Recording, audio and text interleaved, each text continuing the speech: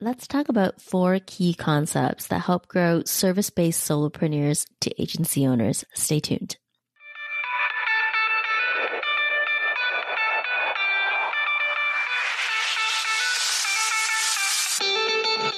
Welcome to the Small But Mighty Agency Podcast.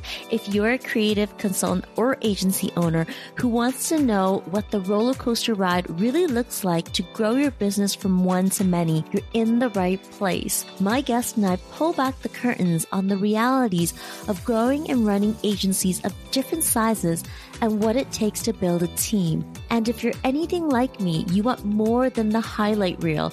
You want to learn from the mistakes of others so that you can stop short of making the same mistakes. I'm your host, Audrey Joy Kwan. I spend my days as a coach and consultant to multiple 6- and 7-figure agency owners. For the last 7 years, I've been behind the scenes helping people grow, lead, and operate small but mighty agencies. Here at the Small But Mighty Agency Podcast, we'll uncover what works and, equally as important, what didn't work to get these business owners to where they are today. Hey, welcome to the Small But Mighty Agency Podcast. I'm Audrey Joy Kwan, and I'm so glad you're here.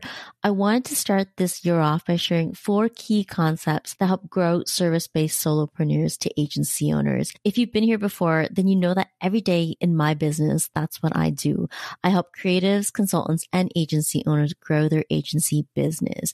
I work with and talk to agency owners every day, and I'm on a mission to help invigorate a new generation of agency owners to rise to the highest potential and delight in leadership. What better way to start the year than to share 4 key concepts to navigate sustainable growth and scale service delivery to multiple 6 figures. Let's dig right in and start with the first key concept, refining your offer. It's a pillar concept that people I work with courageously show up for and work on to build their small but mighty agencies. If you started your business as a one-to-one service provider and excelled at delivering to the point where you don't know how to take on more work without burning out, you have a capacity challenge. If you want to grow your business past the stage, your next step is to refine your offer with a process that someone else can follow to deliver the work. At this stage, building capacity is hiring other people to do the work. It's the natural extension of your capacity to serve more clients and make more money. Since most people you bring in to support the delivery of the work aren't like you, otherwise, if they were like you, they would have started their own business and hired their own team. The goal of refining your offer at this stage means being able to create a service delivery process that others can follow. Just because you can follow your own delivery process doesn't mean that others can. Looking at your delivery process from a different perspective is required if you want to expand capacity by having other people do the work. Refining your offer uncomplicates your business, but it also supports you to grow with more ease because you stop looking for the unicorn that can do all the things. Instead, you can bring somebody in who can step into your intentionally refined and simplified service delivery method. When you can do that consistently, you can scale service delivery. The second is keeping things simple and clear. The power of simplicity is the key to running a more joyful business.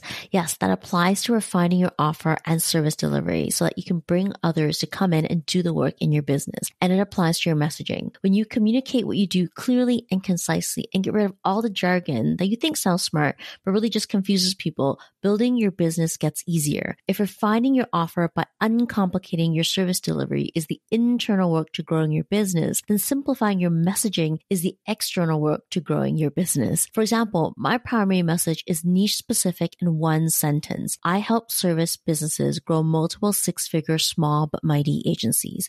It isn't complicated. It isn't fluffy. The goal is simplicity. I know that simple doesn't mean easy. Practicing constraint in messaging means making every word count. The more focused your message becomes, the more focused you and your business become in how and where you market. The peace of mind from focus is priceless. And that leads me to my next thought. Focus beats doing more. I actively said no to consulting projects in my business that no longer aligned with how I best serve my clients. This year, I helped my first agency owner sell and exit his business, which which requires helping service businesses achieve specific milestones. By saying no to certain things, I streamline my offers to help my clients get better and faster at hitting those milestones.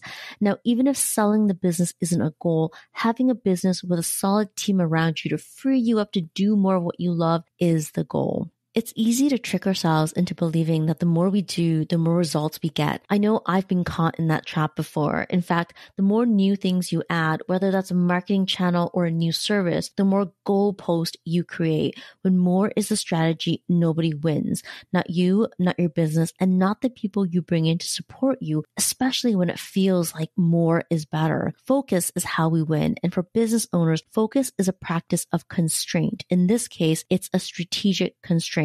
Strategic is purposeful, and it means knowing the metrics that matter and being consistent even when the shiny thing looks exciting. It continues to be a mindset game. I believe the strategy and mindset are both required for growth. From coaching solopreneurs who have built agencies, one thing I've noticed is that their mind hasn't caught up to the business they've built. I was on a coaching call with a client who expressed how the people in her family were uber successful and she didn't see herself in that same light. I reminded her that this year, her small but mighty agency hit just a little under $500,000. That's $500,000. As a coach, it's easier to see this from the outside. It's easier to see the mindset games people have with themselves. In my personal practice of mindset, I took the time this year to absorb and celebrate my client wins, from a client selling his business to clients doubling revenues and business owners taking extended vacations because of having a great team. I also took the time to reread testimonials from our clients as a year-end activity. I think all too often we don't stop to take it all in, to take all the things that we did this year in. I was inspired to take this action because just like how I gently called out a client, a mentor gently called me out. I had said to her, I see myself as an emerging voice for helping service businesses grow a profitable micro agency to multiple six figures and reclaiming time with team. Her direct response was, you're not an emerging voice. You have a track record of success.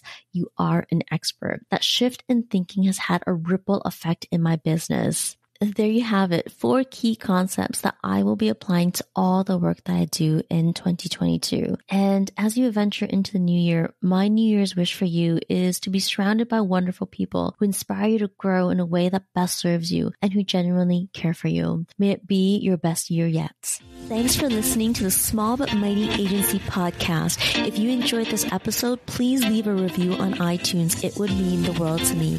Or send a screenshot on Instagram while tagging me at Audrey Joy Kwan.